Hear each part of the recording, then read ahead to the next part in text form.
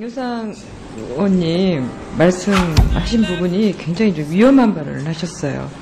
MB의 시각에서 정편의 탄생을 말씀하셨는데 이건 좀 정치적으로 책임을 지셔야 되지 않을까 싶습니다. 아니 이 부분은요 이렇게 이게 팩트처럼 말씀을 하셨으면 이거는 진상조사가 필요한 부분입니다. 국정 운영을 원활하기 위해서 정권이 방송을 만들었다. 이건 굉장히 위험한 말씀이고요. 정편에서 이거 가만히 있으면 안 될 것 같아요. 그리고 유상 의원께서 이 얘기를 하셨는데 일단은 후보자 견해를 좀 듣고 싶습니다. 종편을 만든 배경이 지상파가 적대적이어서 MB 정권을 수호하기 위해서 만드는 거다라고 그러는데 이 얘기에 대해서 혹시 들어보신 적이 있습니까? 뭐라고 하셨죠? MB 정권을 지켜야 될 목적에 의해서 해야 된다고 그랬는데 하여튼 수호건 뭐가 아니라 MB 정권을 위해서 했다는 거 아니겠어요? 이런 얘기를 혹시 들어본 적이 있으세요? 정확한 워딩이 뭐예요? 말씀해 주세요. 아니 아까 막 묻고 그러던데요. 저기 오 의원이랑. 하여튼 MB 정권하고 관련이 있다고 그러는데 이런 얘기를 혹시 후보자께서는 들어보신 적이 있습니까? 종편이 만들어진 배경이. 그 배경은 별로 들어본 적은 없습니다만 나중에 최시중 전 위원장께서 네. 큰 신문사들이 신청을 했기 때문에 소수를 결정해야 되는데 다 결정할 수밖에 없었다라고 인터뷰한 걸 본 적이 있습니다. 글쎄 그건 저희들도 그때 기억이 나고요. 이게 지금 오래됐다고 그래서 이렇게 팩트에 근거하지 않은 얘기를 하는 것은 저는 좀 이상하고요. 아까 최선 의원이 말씀하신 대로 이거야말로 한번 조사를 해봐야 되는 거 아닌가라고 생각이 되고요. 이효성 방통위원장 후보자, 이분 청문회에 조선일보 출신의 강효상 의원, 이분하고 이제 막 이런저런 이야기를 해요. 방통위원장 후보자가 이제 워낙 이력이 그런 쪽에, 언론 개혁 쪽에 있다 보니까 정파적이라고, 그 사람들은 그런 식으로 표현하잖아요. 정부에 대해서 막 뭐라고 이렇게 비판하는 사람들을 보고 정파적이라고 이야기합니다. 그러다가 당신은 방통위원장을 할 자격이 없어, 이렇게 이야기를 하는 과정 속에 그런 이야기가 나와요. 현실적으로 정편이 너무 많다. 강효상이 미국보다 우리나라가 채널이 많은 편이냐, 무슨 정편이 많냐 이렇게 하거든요. 그래서 이제 방통위원장 후보자가 그 이야기를 하죠. 의무정성을 말하는 거다. 예. 지금 의무정성이라는 게 뭐냐면은 지금 우리 스카이라이프를 보거나 케이블 TV를 보거나 이 사람들은 전파를 쓰는 방송이 아니고 유선 방송이잖아요. 케이블 방송이라고, 정편 자체가. 한 TV에서 다 보니까 케이블이 아니라고 생각하는데 지상파는 지금 현재 서울에 있는 거니까 중앙방송으로는 KBS, MBC, SBS, EBS밖에 없는 거예요. 지상파는. 예. 나머지는 다 지역방송들입니다. 수도권 지역방송도 있고. 근데 나머지는 다 케이블 TV인 거죠. 근데 케이블 TV나 스카이라이프 같은데 종편 보도 채널 이런 것들은 의무전송을 하게 법으로 정해놨어요. 예, 처음에 종편 출범할 때. 예. 그러니까 앞번호를 주면서 또 완전 특혜죠. 예. 그것에 대한 이야기를 물어보니 그것에 대한 답이었던 거죠. 의무전송으로 정편이라고 하는 채널이 너무 많다. 이게 지금 방통위원장 후보자의 이야기인데, 그러니까 기본적으로 그러니까 종편 외의 채널은 KBS 1하고 EBS 두 가지 채널밖에 없거든요. 그러면 나머지 SBS나 KBS, ETV나 MBC는 의무전송 채널이 아니에요. 의무전송 채널이 됐을 때 이익이 뭐냐면 광고 가격이 완전히 달라지는 거예요. 그렇겠죠. 똑같은 그 프로그램에 광고를 얹어도 이 확산되는 범위가 달라지니까. 그래서 그 종편 출범 이후에 2016년도에 방송통신위원회 자료를 보면 4년 동안 채널 4개 채널에서 1286억 원을 추가로 광고 매출로 벌었다고 나오거든요. 그중에 TV조선이 335억으로 제일 많고, 그 다음에 JTBC 321억, MBN 319억, 채널A 316억, 이렇게 의무 전송 채널이 아니었다면 벌어들이지 못했을 수익을 이렇게 확보하게 되는 거죠.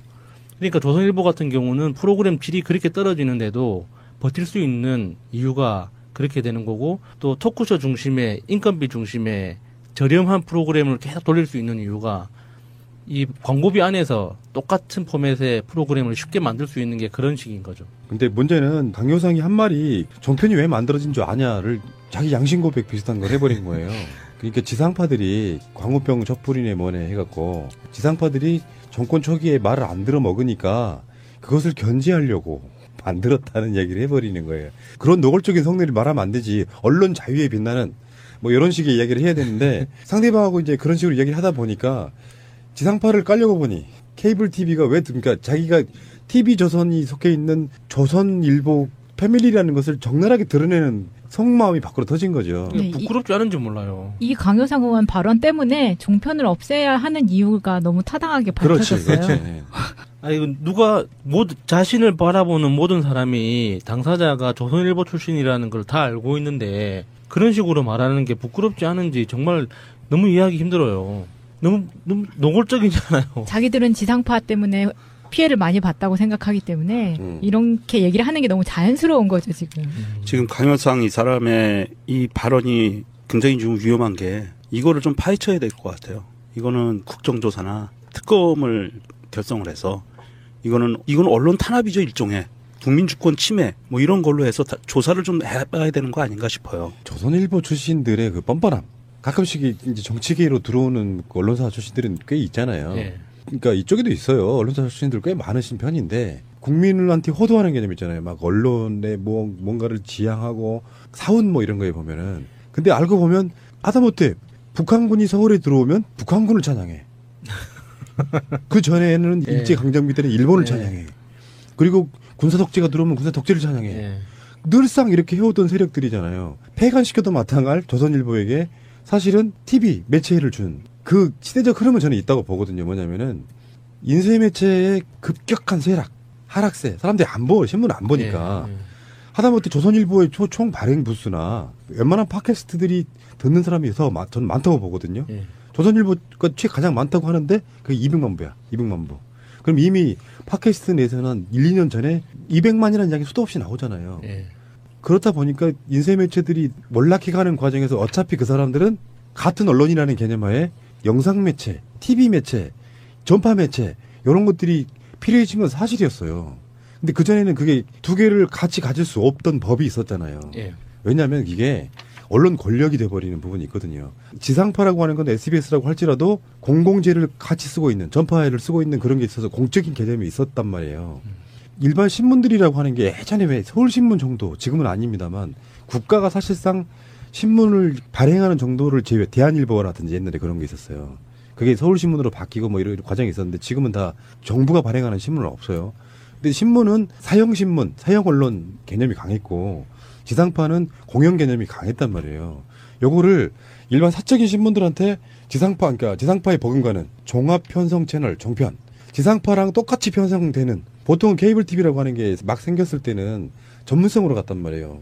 일반적인 보도, 뭐 오락, 음악, 뭐 하다못해 예술, 스포츠 각 분야의 그 하다못해 낚시 방송 알죠? 예. 낚시 방송 그런 식으로 이렇게 전문적인 걸 주는데 그 케이블 채널에다가 종합 편성 채널을 준다는 것은 뭐 그렇게 줄 수는 있죠. 근데 그게 그 주체가 조선일보 컨소시엄, 동아일보 컨소시엄, 뭐 MBN 컨소시엄, 중앙일보 컨소시엄 이게 JTBC고 예. 그런 관점으로 가다 보니까 결국에는 거대한 언론 권력이 돼버리는 이 상태가 왔던 건데 그 속내를 그렇게 드러내나 지상파가 워낙에 정권의 말을 안 들어먹으니까 종편이 만들어진 거 아니에요. 무덤 팠죠. 앞에 말씀드렸던 의무전송 조항만 없어도 다 폭망이더라고요. 근데 뭐 재허가 이슈가 많았었잖아요. 그 민원연에서 그 모니터 활동을 꾸준히 하면서 계속 고발을 활동을 해왔잖아요.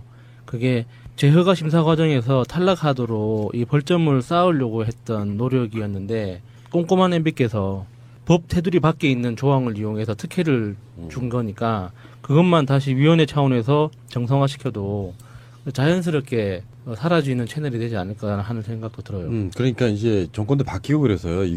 그래서 지금 극렬하게 이호성 후보자의 뭐네 비리라고 막 터뜨리고 있고요. 예.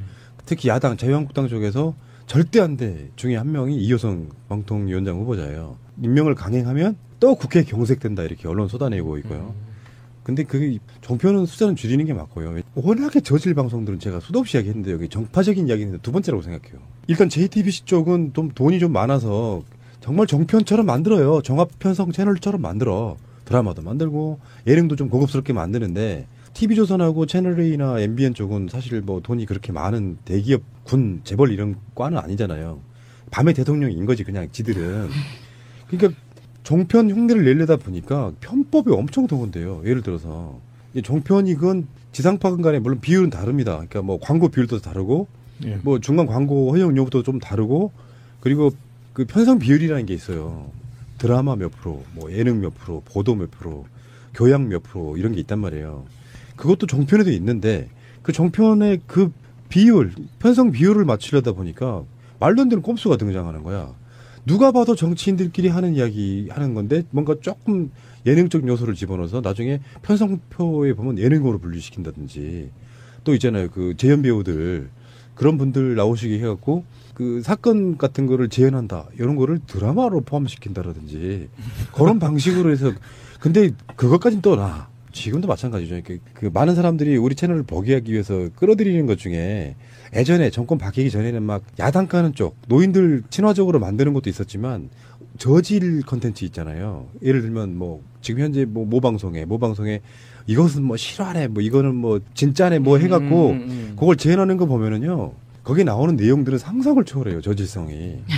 뭐 예를 들면 뭐 그런 거 있어. 뭐 옆집 누나 뭐 이런 거 있잖아요. 뭐 그 며느리의 뭐 새벽에 외출 그런 거야. 그러니까 보통 사건 난 것 중에 희한한 것들만 골라가지고 그걸 재현으로 보여주니까 노인들이 거기에 빠지셔가지고 지금 뭐 헤어나오지를 못한다고. 전혀 안 보니까 무슨 말씀인지 잘 모르겠어요. 자 어쨌건 최근에도요 겨우 벗어났잖아요. TV조선이 원래 허가 지금 조건부로 다시 제거해 준 거거든요. 예. 계속 크레임 걸리면 결국은 없어집니다. 근데 그 채널이 없어지는 게 아니에요. 대주주가 바뀌는 방식으로 없어져요. 소유권이 넘어가는 거죠. 그러면 이제 우리가 준비하고 있어야 돼. 어느 날 그 컨소시엄이 민주, 진보 뭐 여러 가지 매체들이 이렇게 한꺼번에 딱 뭉쳐져 가지고 하나 만들어도 좀 될 것 같은데 돈이 너무 없어 진짜 이쪽은. 얼마면 돼요? 얼마면 돼? 됐거든.